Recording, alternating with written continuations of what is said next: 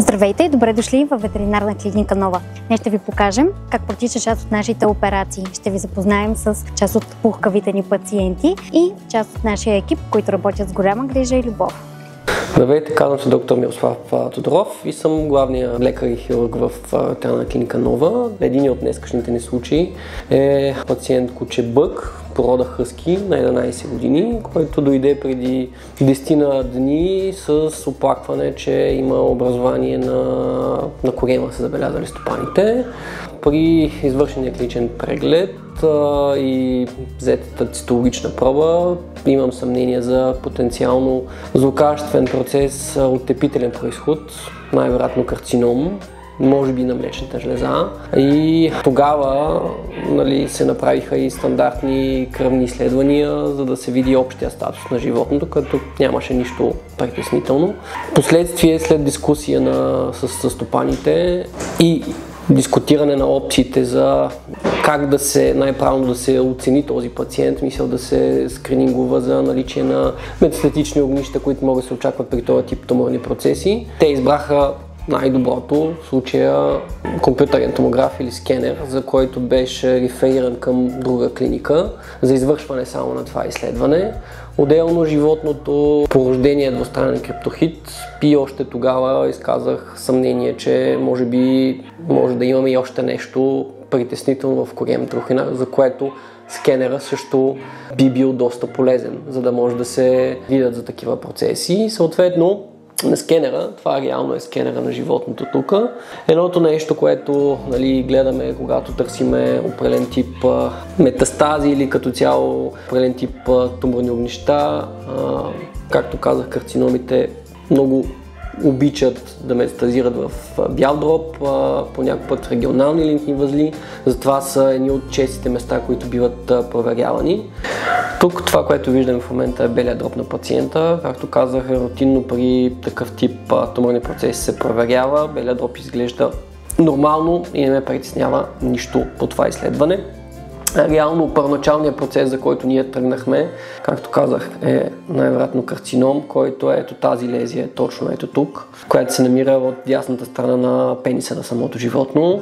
И сканирайки и гледайки в корема, съответно, както и се съмнявах, ето тук имаме една нова допълнителна находка, която не е очакван до някаква степен от стопанина, но това най-вероятно е туморен процес на един от задържаните тестиси, много вероятно семином, но това вече би трябвало допълнително да се докаже.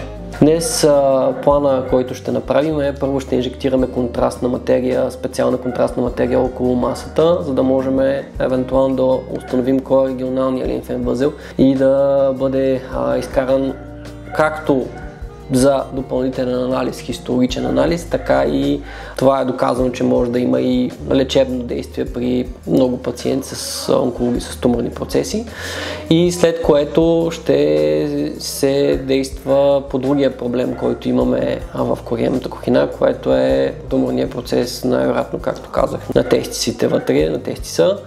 Те и двата тестиса ще бъдат премахнати в последствие, като накрая, ако няма нещо друго, което не притеснява, всички тези материали, които ще бъдат взети, масата от корема и масата от млечната жлеза и лимфния възел, ще бъдат изпратени за хистологичен анализ, за да можем да имаме и по-адекватно хистологичен резултат на какво е естеството на тези маси. Постоперативно пациентът ще бъде облечен в специална дрежка, ще бъде сериозно обезболен и съответно се надяваме от там нататък тези стъпки да са напълно достатъчни за решаване на тези два проблема.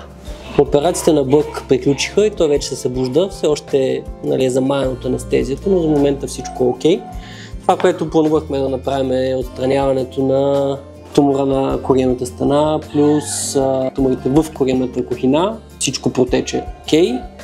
Вече предстои изписване вечерта с сериозно обезболяване и наблюдение от страна на стопаните. Сложили сме протективно боди и яка за всеки случай, като тази порода са малко по-емоционални, така да кажем.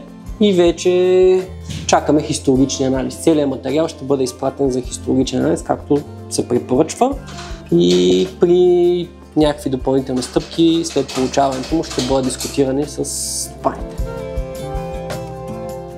Здравейте! Добре дошли отново в нашата клиника. Аз съм доктор Иванова и днес ще ви покажем нещо ново и изключително интересно, а именно лапароскопската хирургия. Това е минимално инвазивен метод, който ни позволява да оперираме нашите пациенти през много малки дупчици, а не с голям разрез на коремната кухина. Позволява много бързо възстановяване, по-малко болка, стрес за нашите пациенти и почти не се изискват обезболяващи след операцията. Готови ли сте да надникнем зад кадър?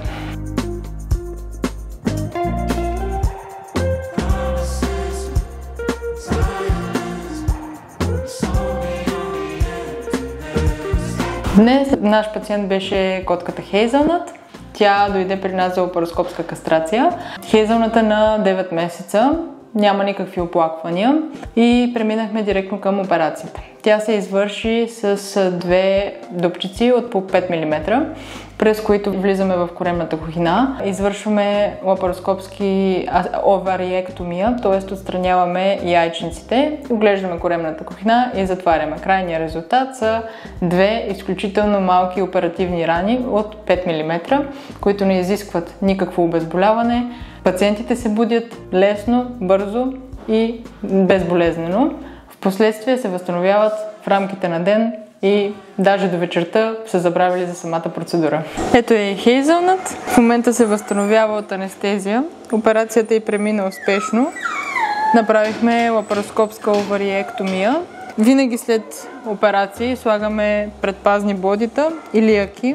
Дори и да е лапароскопска кастрацията, това е с цел превенция от влизане и съответно възпаляване на оперативните разрези. Хейзълнат вече е добре и скоро ще може да хапва на воля.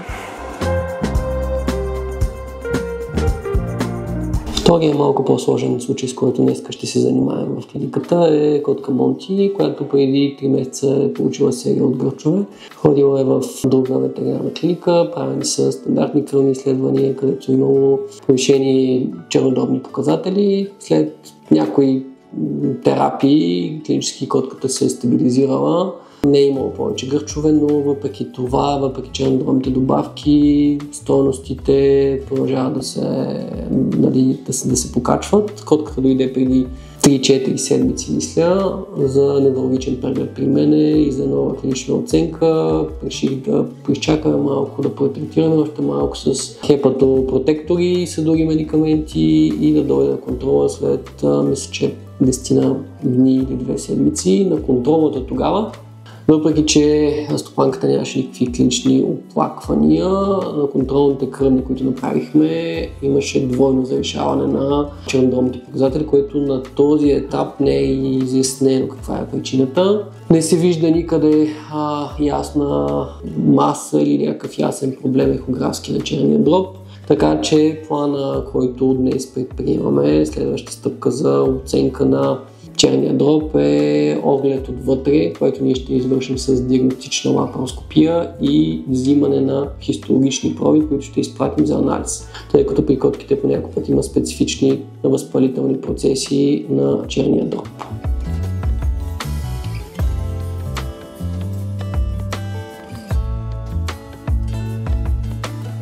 Ето го нашия пациент Монти.